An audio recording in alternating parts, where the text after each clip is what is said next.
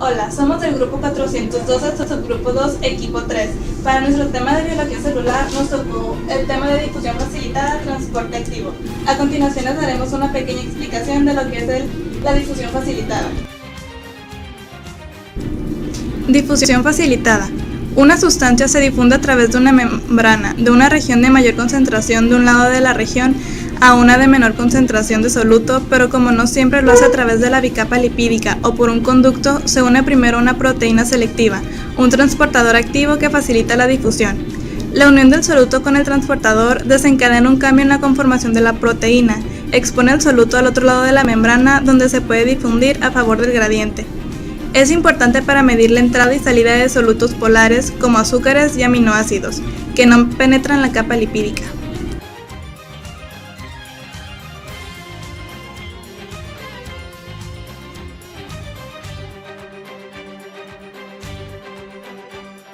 Enfocándonos a nuestro tema de difusión facilitada, veremos lo que es el transporte activo. El transporte activo, a diferencia del transporte pasivo, necesita energía para mover átomos, iones y moléculas en contra del gradiente. Es esencial para la composición iónica de la célula y se divide en dos primarios, que son las ATPasas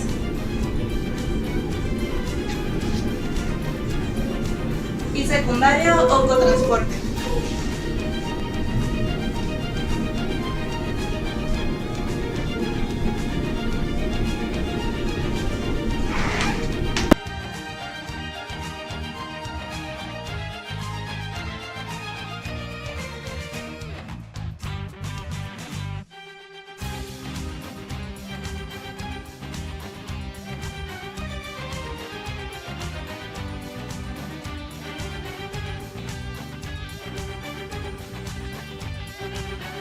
Difusión facilitada. Algunas moléculas son demasiado grandes para difundirse a través de los canales de la membrana y son demasiado insolubles en lípidos para difundirse a través de la bicapa lipídica. Pero estas sustancias pueden atravesar a la membrana plasmática por medio de la difusión facilitada, con ayuda de proteínas transportadoras. Como ya se dijo al principio de la presentación, estas sustancias van a requerir unirse primero de una manera muy selectiva a proteínas, las cuales abarcan a toda la membrana. Llamaremos estas proteínas transportadoras activas, que van a facilitar el proceso de difusión. Entonces, la unión del soluto con estos transportadores, facilitadores, van a desencadenar un cambio en la composición de la proteína, la cual va a expulsar al soluto hacia el otro lado de la membrana, como pueden ver aquí. Como trabaja de manera pasiva, es decir, que no sube a un sistema que libera energía, los transportadores facilitadores van a permitir el movimiento de solutos de igual manera de un lado a otro. La difusión facilitada es más rápida que la difusión simple, y esta rapidez va a depender de las proteínas transportadoras que tenga la membrana y de la rapidez con que trabajen estas proteínas. A diferencia de los conductos iónicos que conducen millones de iones por segundo, la mayoría de los transportadores facilitadores solo mueven cientos a miles de moléculas de soluto a través de la membrana. La difusión facilitada es muy importante para mediar la entrada y salida de los solutos polares, como azúcares y aminoácidos, los cuales no penetran la bicapa lipídica.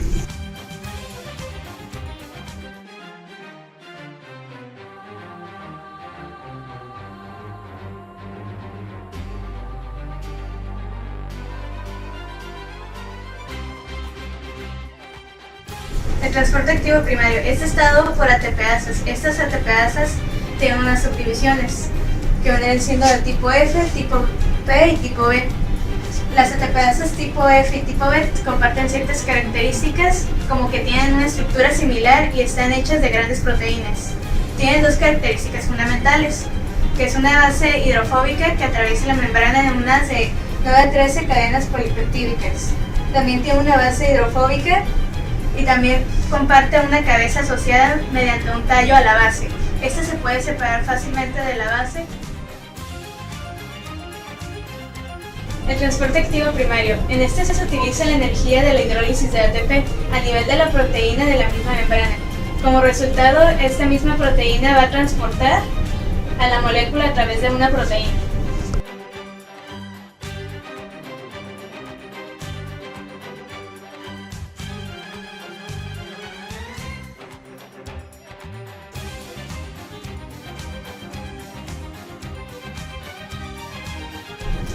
Bueno, vamos a ver ahora lo que va haciendo las bombas sodio-potasio que forman parte de las ATPasas tipo P. Las bombas sodio-potasio son las causantes del exceso de cationes tanto en el medio intracelular como en el medio extracelular, dado que son las capaces de transportar estos iones, que son el sodio y el potasio. Las bombas sodio-potasio funcionan más o menos de la siguiente manera. Se dice que es el ciclo de sodio-potasio.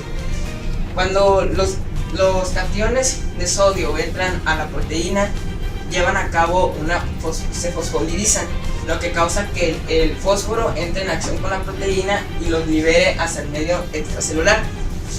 Y por parte del potasio ocurre exactamente lo mismo, pero de forma inversa. Hace que entren del medio extracelular al medio intracelular mediante la proteína.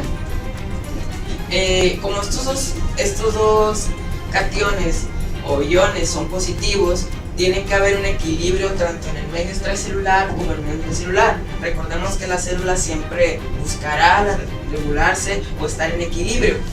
Para esto, los potasios que entran del medio extracelular al intracelular se regularizarán o se equilibrarán con las proteínas y aminoácidos del medio intracelular.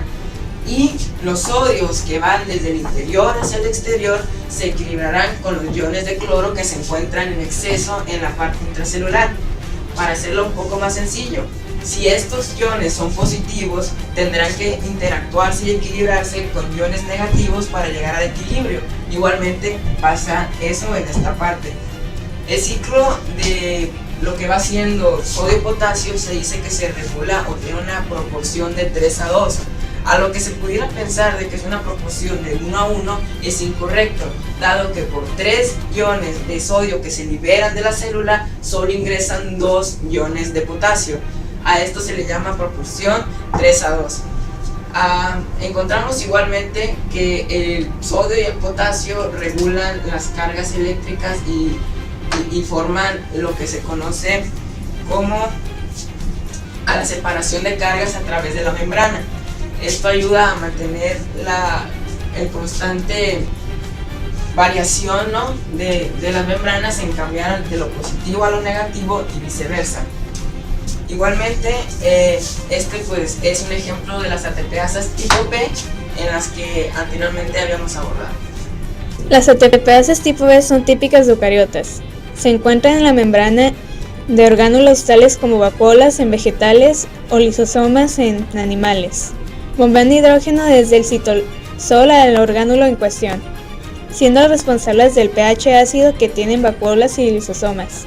Para este transporte en contra del potencial electroquímico del hidrógeno emplean como fuente de energía la hidrólisis del ATP. Bueno, ahora daremos la explicación hacia las ATPasas tipo B, que a diferencia de las ATPasas tipo P, ellas no se fosfolipizan, así que no dan una proteína fosfolipizada intermedia cuando llevan a cabo el uso de ATP para poder intercambiar los protones esencialmente en el medio intracelular y extracelular.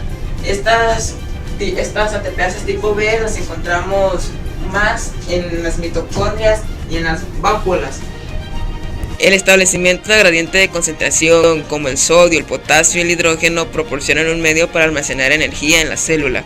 La célula utiliza la energía potencial almacenada en los gradientes iónicos de varias maneras para realizar el trabajo, incluido el transporte de otros solutos. Considérese la actividad fisiológica del intestino.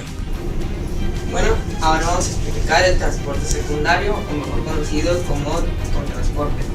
El transporte secundario se da principalmente, o vamos a citarlo en un ejemplo claro, en el transporte de la glucosa a través de la membrana plasmática a las células epiteliales en contra del gradiente de concentración.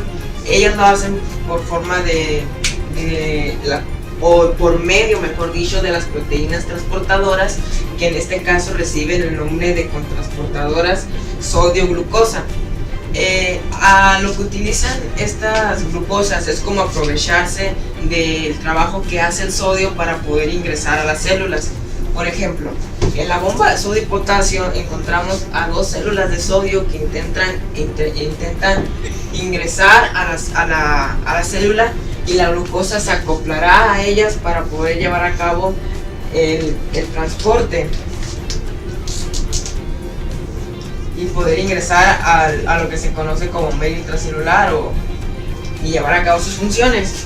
Se dice que es capaz, estas proteínas transportadoras son capaces de transportar glucosa al interior de la célula a una concentración 2000 veces mayor.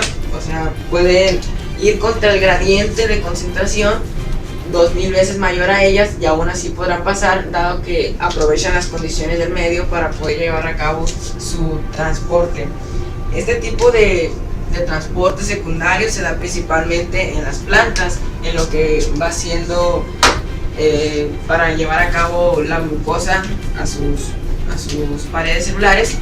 Y podemos encontrar dos tipos de transporte secundario: el simporte, que sería un ejemplo de cotransporte, o el antiporte. El simporte nos quiere decir que tanto ya sea sodio glucosa o sodio hidrógeno van a favor en contra del gradiente de concentración, pero en un solo sentido, ya sea hacia abajo, ¿no?, o hacia arriba.